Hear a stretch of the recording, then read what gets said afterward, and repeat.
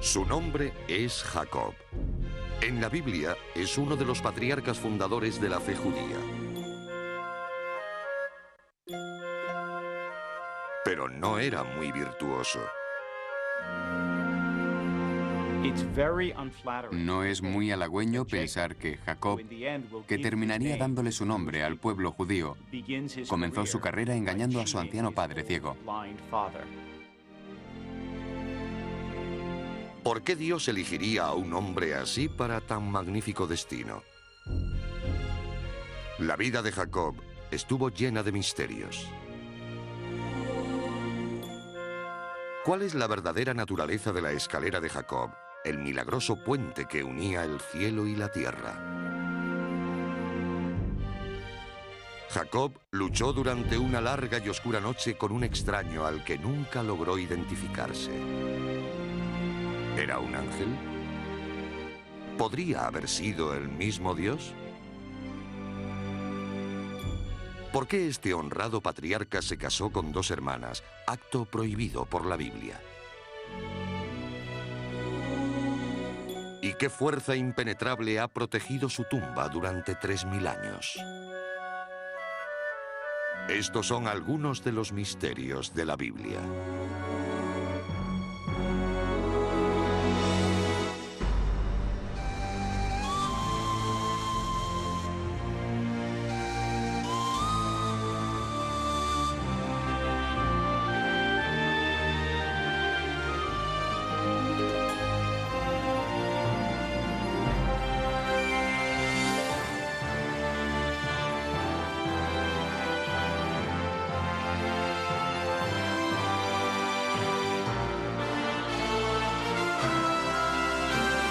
Misterios de la Biblia.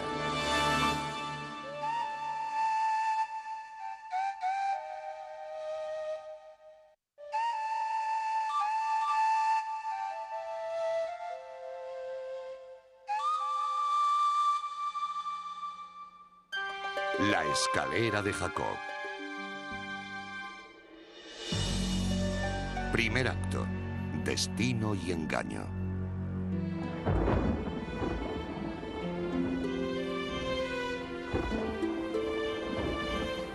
Según la Biblia, en esta tierra hace miles de años, Dios hizo una alianza sagrada con Abraham.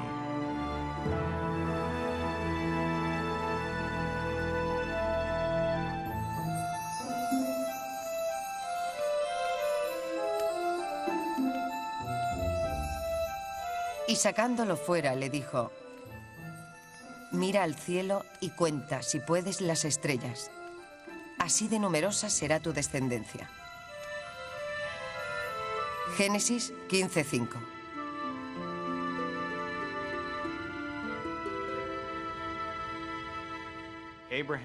Abraham es el patriarca, el padre del pueblo judío, aquel que recibió la promesa de que todos sus descendientes cumplirían la misión especial de Dios y serían su pueblo elegido. La alianza sagrada pasó de padre a hijo, de Abraham a Isaac y después a Jacob.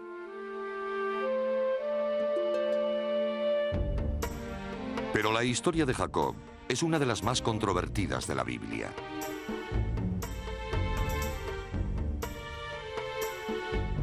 Comenzó aquí, hace 3500 años. Esto es Beerseba, a 80 kilómetros al sur de Jerusalén. Antes de nacer, ya estuvo enzarzado en una pelea. Él y su hermano Esaú compartieron el útero de su madre, Rebeca, a la que atormentaron.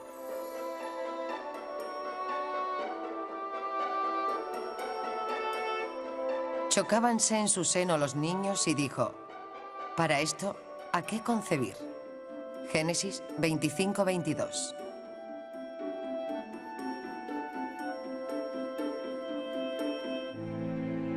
Esta lucha en el útero ha intrigado a los lectores durante miles de años. Los comentaristas buscaron un significado y una posible justificación en las leyendas recopiladas en el Midrash y en las enseñanzas del Talmud. ¿Luchó Jacob con su hermano solo para imponerse a él o fue realmente un acto de bondad?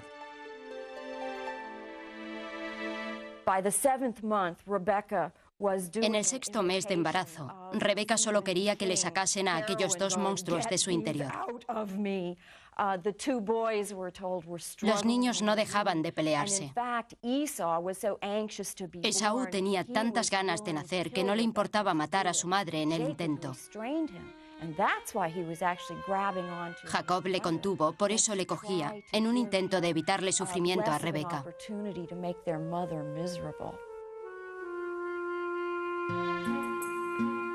Esaú nació primero.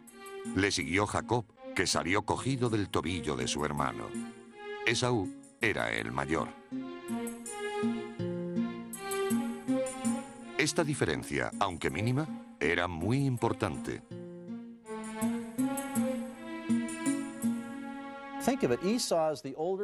Esaú era el hijo mayor, y en el mundo antiguo el mayor era invariablemente el heredero, el que tenía privilegios especiales, el líder de la familia.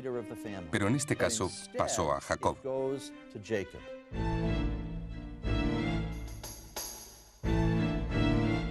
Lo que Jacob no heredó por derecho, lo logró con astucia. Los hermanos alcanzaron la madurez desarrollando diferentes personalidades y hábitos. Esaú se convirtió en un diestro cazador, un hombre de campo. Jacob se quedaba en casa, entre fogones. Fue allí donde Jacob encontró su oportunidad de desplazar a Esaú.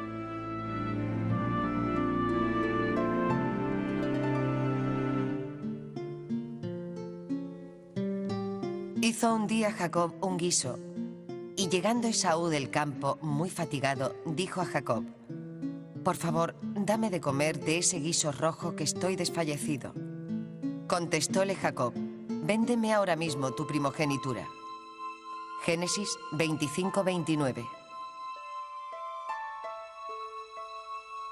Esaú accedió, y en ese momento se estableció el linaje del pueblo judío.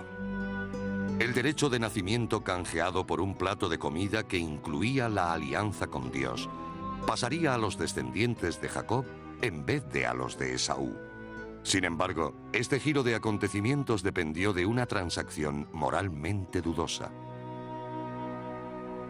Es cierto que Esaú le vendió técnicamente su primogenitura a Jacob, pero incluso los rabinos del Talmud reconocen que un trato hecho bajo coacción no es vinculante. Y Esaú lo estaba claramente. Se moría de hambre. Pero si la forma en que Jacob adquiere el derecho de primogenitura de Esaú preocupó a los eruditos, el siguiente episodio presenta un misterio aún mayor. No es muy halagüeño pensar que Jacob, que terminaría dándole su nombre al pueblo judío, comenzó su carrera engañando a su anciano padre ciego. Pero la Biblia ofrece la cruda verdad. Isaac, el padre de Jacob y Esaú, le pidió a este último que cazara y le guisara lo cazado. A cambio, le daría su bendición. En ausencia del cazador, Rebeca, la madre de los hermanos, preparó una comida para que la sirviera Jacob.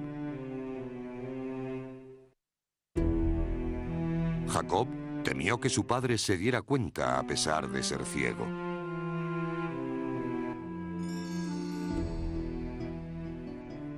Mira que Esaú, mi hermano, es hombre velludo y yo soy lampiño. Y si me toca mi padre, apareceré ante él como un mentiroso. Génesis 27:11. Rebeca planeó una ingeniosa solución.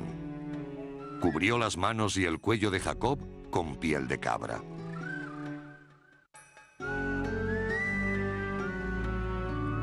Acercóse Jacob a Isaac, su padre, que le palpó y dijo: «La voz es la voz de Jacob, pero las manos son las manos de Esaú». Todavía le preguntó: «¿De verdad eres tú mi hijo Esaú?» Y él contestó: «Yo soy». Díjole después Isaac: acércate y bésame, hijo mío.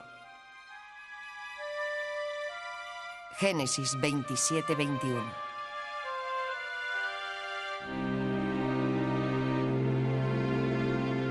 Después del beso, Isaac le dio su bendición. Jacob disfrutaría de abundancia terrenal y tendría que ser obedecido en todo por su hermano. Entonces, Esaú regresó de la caza. Aunque la Biblia en ningún momento presenta a Esaú como un héroe, uno de los momentos más emotivos y dolorosos es cuando éste regresa y descubre que lo han engañado e implora: «Bendíceme, Padre». Isaac no podía hacerlo. Ya había dado su bendición a Jacob y no podía retirársela. En el antiguo Oriente Próximo, y aún hoy en algunas zonas, un juramento, promesa, bendición, maldición o declaración solemne, aunque sea oral, es irrevocable. No se jura algo para echarse atrás después. No se puede hacer.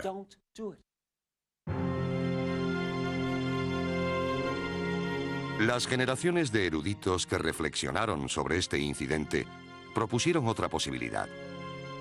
Según algunos, Isaac supo en todo momento que era a Jacob a quien bendecía y que haciéndolo cumplía la voluntad de Dios. Isaac era anciano y ciego, pero como cualquier padre conoce a sus hijos, ha habido una línea de interpretación que sugiere que cuando le dio la bendición a Jacob, aunque no lo admitiera, sabía exactamente lo que estaba haciendo. Sin embargo, aunque Isaac no se dejara engañar por Jacob, lo cierto es que el hijo lo pretendió. Para muchos lectores, la propia indignidad de este acto confirma la fiabilidad del relato de la Biblia.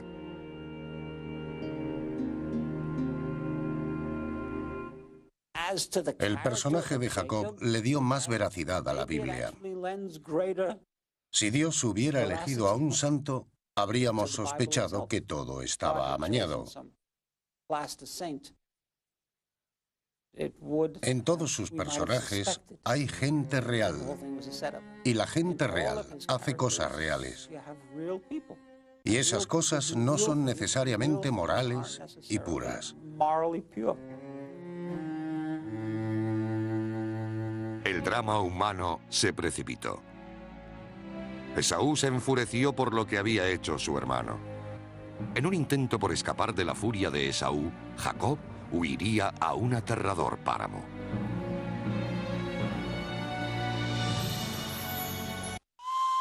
Segundo acto. Ángeles.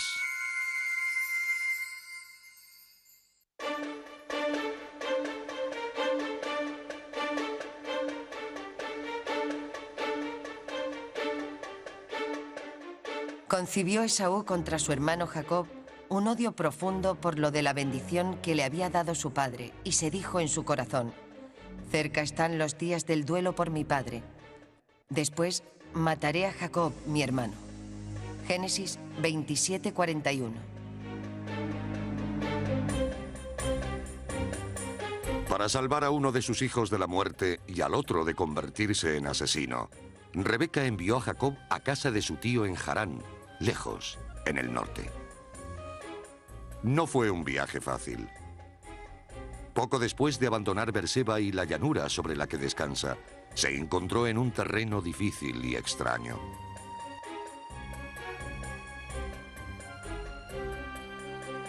Subió a las montañas a casi 1000 metros sobre el nivel del mar. Estaba en un territorio totalmente distinto física y emocionalmente al lugar donde había crecido.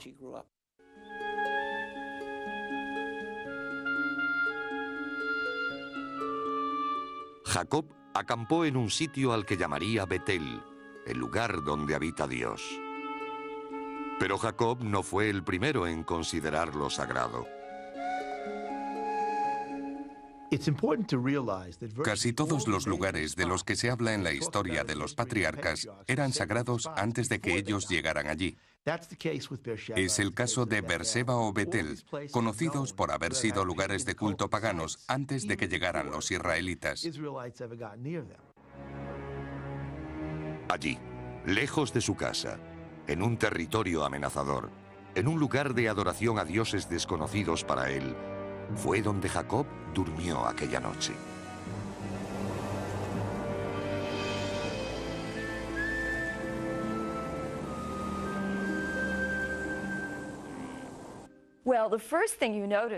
Cuando Jacob llegó a Betel tenía miedo, era vulnerable. Tuvo que dormir a la intemperie. Sabemos que Jacob era un hombre de casa, no de campo.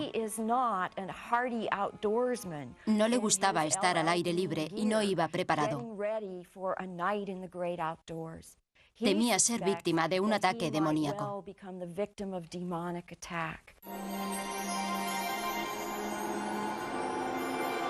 En vez de demonios, Jacob fue visitado por ángeles. Tuvo un sueño en el que veía una escala que, apoyándose sobre la tierra, tocaba con la cabeza en los cielos y que por ella subían y bajaban los ángeles de Dios. Junto a él estaba Yahvé. Génesis 28:12.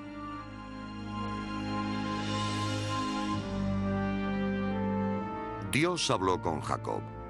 Le prometió protección y le anunció que a través de él y su descendencia, la alianza sagrada se convertiría en la fe de un gran pueblo.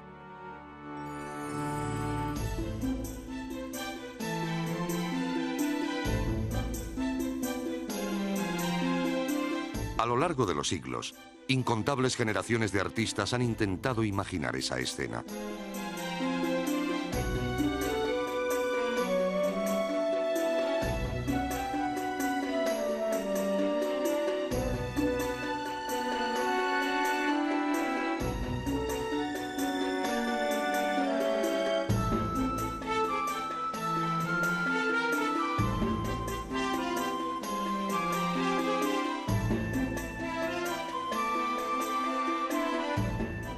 ¿Cómo sería la escalera de Jacob? La palabra hebrea maslu significa rampa. Si pensamos en una escala, nos imaginamos a gente trepando, pero no se trataba de eso, era una rampa, una especie de camino hacia el cielo. Algunos han pensado que la escalera de Jacob fue en realidad en un zigurat, un tipo de pirámide escalonada, frecuente en el antiguo Oriente Próximo. Cuando Jacob se despertó de su milagroso y misterioso sueño, hizo un juramento en el que puso condiciones a Dios.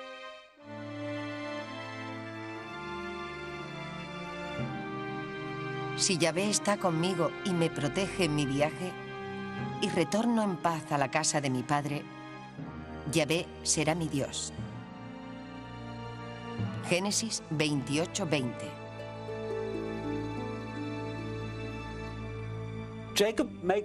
Jacob hizo un trato, literalmente, y lo hizo con Dios. Quiso cubrirse las espaldas y asegurarse de que Dios entendía sus condiciones. Fue un gesto curioso de arrogancia, pero ahí está.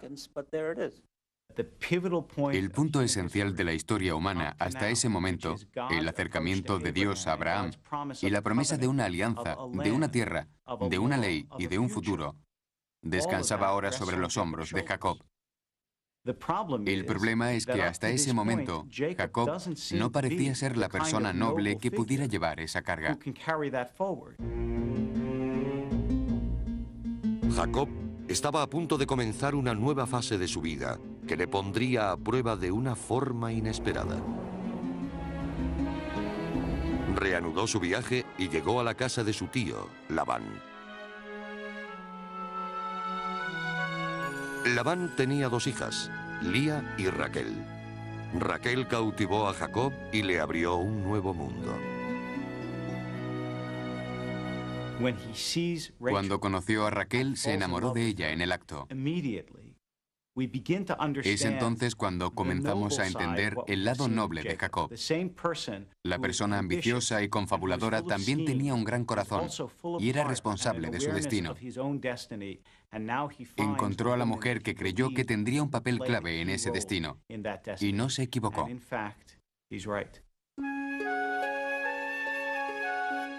Raquel era la hija pequeña de Labán. Como prueba del amor de Jacob, al escogerla, renunció a una considerable riqueza. En esta época, solo la hija mayor recibía una gran dote. En el mundo antiguo, los matrimonios eran más una cuestión económica que amorosa. Uno de los misterios del comportamiento de Jacob es que no quisiera a la hija mayor. Quiso a la pequeña aunque no tuviera tantas ovejas. Para obtener el derecho a casarse con Raquel, Jacob accedió a trabajar para Labán durante 7 años. Y no lo vio como una carga.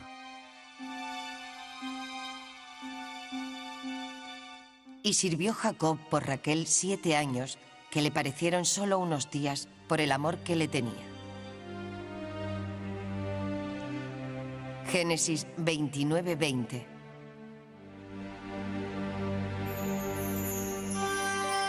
Pero Raquel, Lía y Labán conspiraron contra Jacob. Tercer acto. Matrimonio prohibido. Hoy, 3500 años después de Jacob y Raquel, es el novio el que coloca el velo del matrimonio sobre su prometida en las bodas tradicionales judías. La leyenda dice que es por lo que le hicieron a Jacob en la noche de su boda. En las bodas antiguas, era común mantener separada a la novia y hacer una fiesta que duraba de 7 a 10 días. Durante ese tiempo se cubría a la novia con un velo. ¿Fue Jacob incapaz de ver la cara de la mujer que iba a desposar porque estaba cubierta por un velo? En un extraño giro de los acontecimientos, el padre de Raquel puso a Lía en su lugar.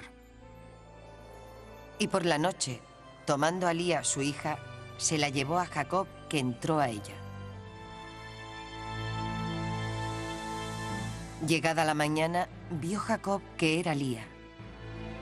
Génesis 29:23.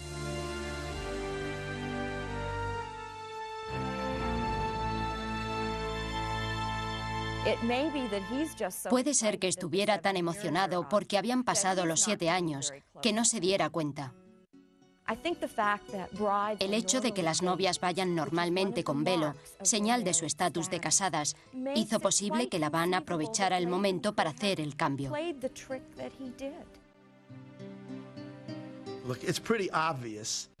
Uno de los grandes misterios de esta historia es saber cómo el novio pudo consumar su matrimonio con una mujer y no darse cuenta de que no era la elegida.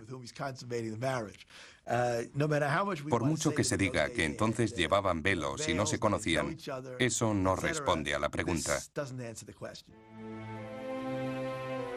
De nuevo, una leyenda ajena a la Biblia intentó explicar este extraordinario incidente relacionándolo con la mentira de Jacob a su padre. El engaño había cerrado el círculo.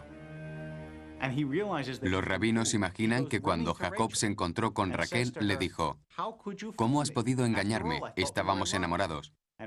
Y Raquel, recordándole cómo engañó a su anciano padre ciego, le dijo: He tomado lecciones de mi maestro. Lo he aprendido de ti. Cuando Jacob, confundido e indignado, se enfrentó a Labán, su tío le puso una excusa. Le explicó que la costumbre exigía que la hija mayor se casara antes que la pequeña, y le hizo otra oferta a Jacob. Acaba esta semana y te daré también después la otra por el servicio que me prestes de otros 7 años. Hízolo así Jacob, Génesis 29-26. Aunque pueda sorprender al lector moderno, la bigamia era práctica común en la antigüedad. Pero casarse con dos hermanas era una práctica especialmente prohibida en la Biblia. Es uno de los grandes misterios de la Biblia, y así se considera en las fuentes del Talmud, porque hablan de lo que llaman el misterio del matrimonio prohibido.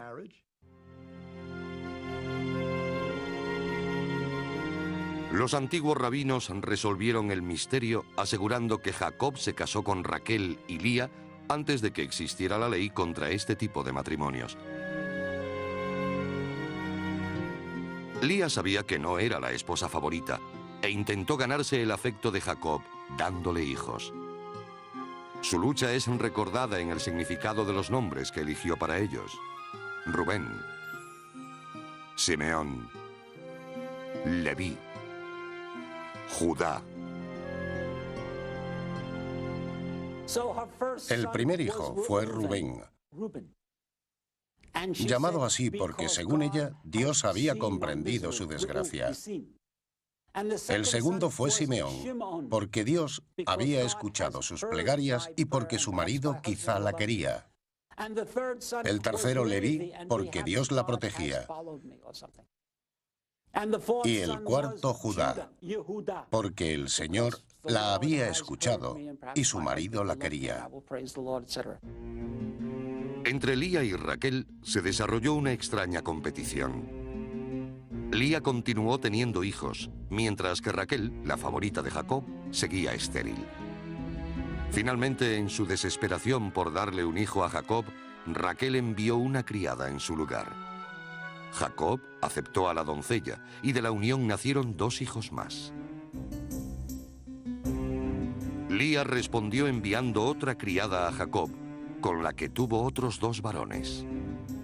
Lía concibió a su vez tres hijos más. Finalmente, las plegarias de Raquel fueron escuchadas. Acordóse Dios de Raquel, la oyó y la hizo fecunda. Concibió pues y parió un hijo y dijo: Dios ha quitado mi afrenta. Génesis 30-22.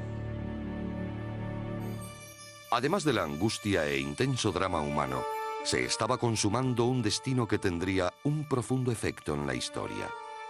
Según el relato bíblico, la rivalidad daría lugar a los 12 hijos de los que saldrían las tribus de Israel. Mientras las esposas y criadas de Jacob le daban hijos, también fue recompensado de otras maneras. Vino a ser Jacob rico en extremo, dueño de numerosos rebaños, de siervos y siervas, de camellos y asnos. Y Yahvé le dijo: Vuélvete a la tierra de tu padre, que yo estaré contigo.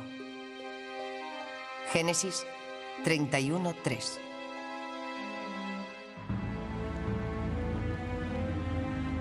Había llegado la hora de la verdad. Jacob debía regresar a su hogar y enfrentarse a Esaú, el hermano al que había engañado, el hermano que quería matarle.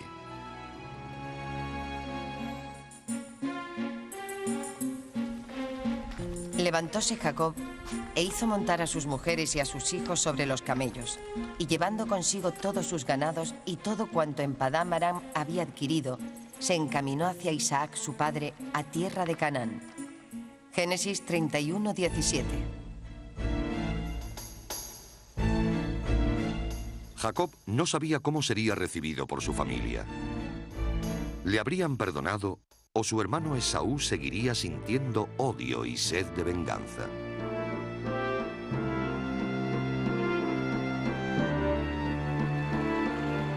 Acampó a orilla del río Jaboc y envió criados con mensajes de perdón y reconciliación.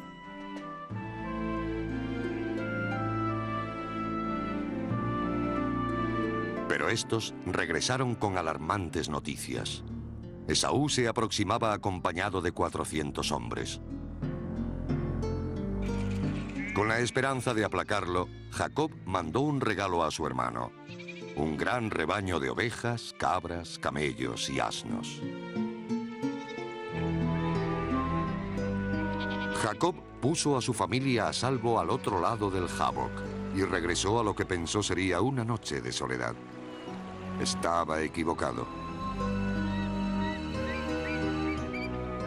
Estaba a punto de encontrarse con un misterioso adversario y de enzarzarse en una lucha que definiría la naturaleza de su legado.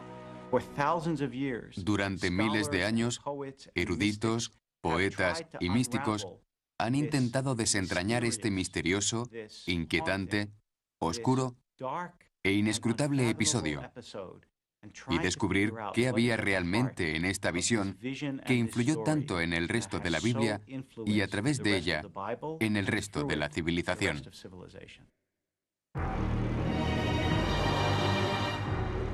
Quedóse Jacob solo, y hasta rayar la aurora estuvo luchando con él un hombre, el cual, viendo que no le podía, le dio un golpe en la articulación del muslo y se relajó el tendón del muslo de Jacob luchando con él.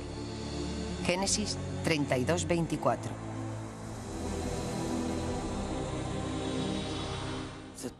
El texto dice que se encontró con un hombre.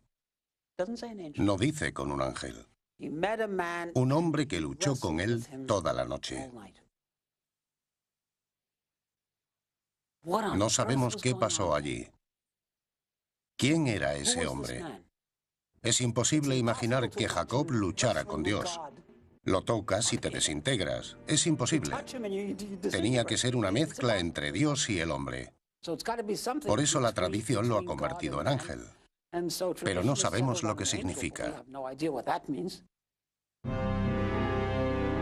A pesar de su lesión, Jacob continuó aferrado a su misterioso oponente, negándose a dejarle escapar hasta que fuera bendecido.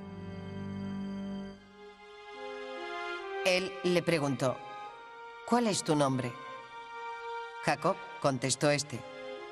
Y él le dijo: no te llamarás ya en adelante Jacob, sino Israel, pues has luchado con Dios. Génesis 32:27. El nombre de Israel significa lucha con Dios.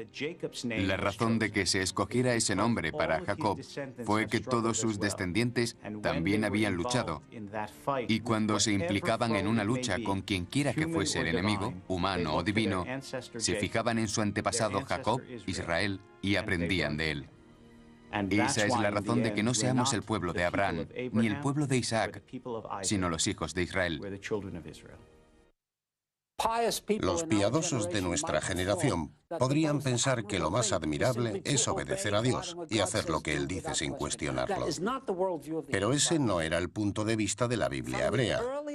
Desde los primeros tiempos, la Biblia registra luchas, dudas y enfrentamientos del hombre con el Dios creador del universo. Es increíble. No hay parangón en todo el antiguo Oriente Próximo. Después de recibir el nombre de Israel, Jacob le preguntó su nombre al misterioso extranjero. Este contestó que no debía hacer esa pregunta. En la Biblia en general, y en el libro del Génesis en particular, los nombres son esenciales para la comprensión del carácter de la persona. Y nadie sabe el nombre de Dios, porque saber el nombre es conocer la esencia de la persona. Y eso debe seguir siendo un misterio. Aunque el extraño se negara a dar su nombre, la Biblia sugiere que Jacob no dudó de su identidad.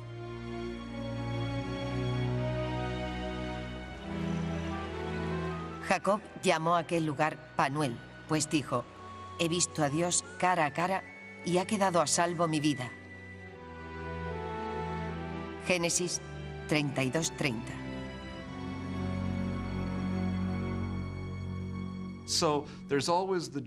La alegría y el miedo forman parte de la lucha y también de nuestra particular lucha con Dios. Cuando nos encontramos con Dios, es una experiencia maravillosa y aterradora a la vez. Esto ha tenido mucho poder en las vidas de mujeres y hombres de Dios. Cuarto acto. Las 10 tribus perdidas.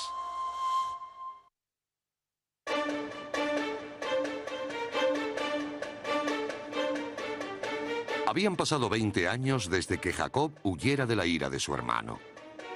20 años desde que engañara a su padre para conseguir la bendición destinada a Esaú. Jacob cruzó el río Jaboc y se preparó para enfrentarse a su hermano y a los 400 hombres que le acompañaban. Para muchos eruditos, en el dramático enfrentamiento que estaba a punto de ocurrir, había más en juego que la mera relación entre dos hermanos.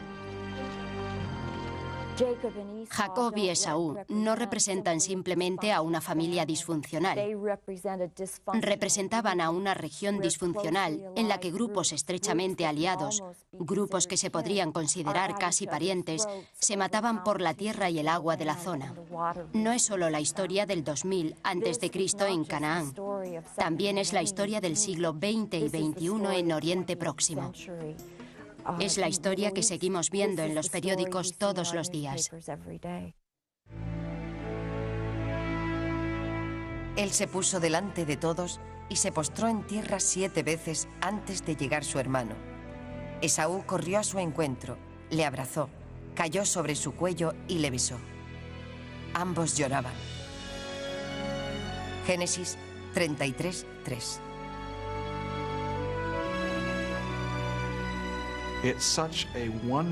Fue una época maravillosa de perdón y paz. El autor de esta historia está levantando una rama de olivo, la esperanza de que esas dos personas podían abrazarse y vivir juntas en paz. Es uno de los momentos más esperanzadores de la Biblia. Después de esta conmovedora reconciliación, Dios ordenó a Jacob que regresara a Betel, al lugar donde había soñado con la milagrosa escalera. Jacob tendría que construir un altar allí y hacer de Betel su hogar. Sin embargo, la perspectiva de una vida feliz y en paz dedicada a Dios pronto se vio alterada. Su amada Raquel daba a luz a un niño, pero moría en el parto. Jacob quedó desolado. Con la muerte de Raquel, la carrera de Jacob parece llegar a su fin. Sus luchas con Dios, su manipulación, su actividad, su extraordinario carácter humano a pesar de sus faltas, parecían haber llegado a su fin con la muerte de su amada esposa. El hijo de Raquel sobrevivió. Fue un varón, y su padre le llamó Benjamín, el hijo de mi mano derecha. Era el 12º hijo de Jacob. La fundación de las 12 tribus de Israel se había completado.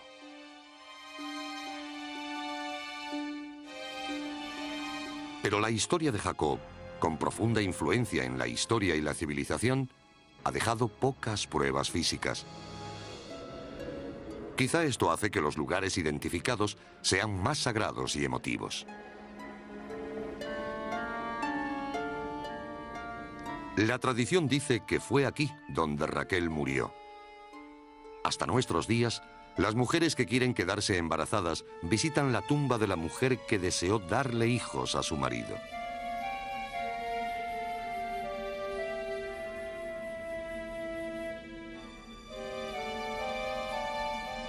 Tras la muerte de Raquel, la Biblia olvida a Jacob, aunque vivió muchos años más. Según la Biblia, cuando murió, fue enterrado en Macpelá, en Hebrón. Su padre Isaac también descansó aquí, y su abuelo Abraham. Este lugar sagrado que adoran judíos y árabes es llamado la tumba de los patriarcas. Muchos visitantes creen que está protegida por una fuerza misteriosa. Se dice que las tumbas están en una cueva bajo el edificio. Nadie sabe a cuánta profundidad o en qué condiciones. El problema es que no hay forma de investigar la cueva. Hay una historia que dice que después de 1967, el rabino jefe del ejército israelí de la época, el rabino Goron, intentó entrar en la cueva porque quería descubrir lo que había pasado. Empezó a bajar los escalones, pero en el quinto notó una fuerza que le hizo cejar en su intento. Ya no pudo bajar más. En los siglos posteriores a la muerte de Jacob, las 12 tribus que descendían de él poblaron la tierra prometida. 10 tribus vivieron en el norte, 2 ocuparon el sur. Entonces, en el 722 antes de la era cristiana, la desgracia cayó sobre las tribus del norte. Un poderoso enemigo se disponía a arrasarlos: los asirios. Viene presuroso. Día de ira es aquel. Día de angustia y de congoja. Día de ruina y de asolamiento. Día de tinieblas y oscuridad. Día de sombras y densos nublados.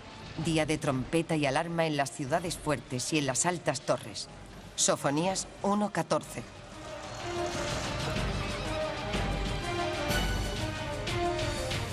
Como parte de su esfuerzo por aniquilar a Israel, los conquistadores expulsaron a la población de sus tierras y los llevaron al cautiverio en Asiria. Sin embargo, la leyenda insiste en que los exiliados no perdieron su identidad y finalmente lograron establecer nuevos asentamientos en algún lugar fuera de Israel.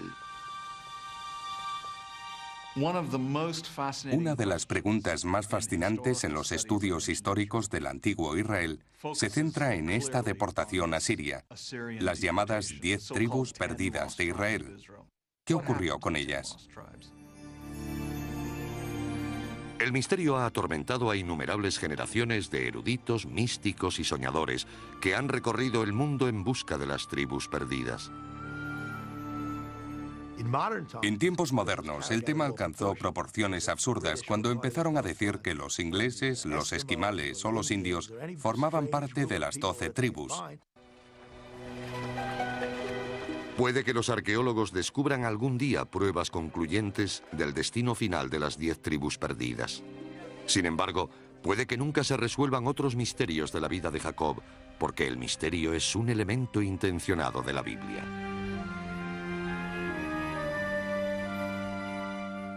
No ocurre así en toda la literatura antigua. No ocurre en Homero.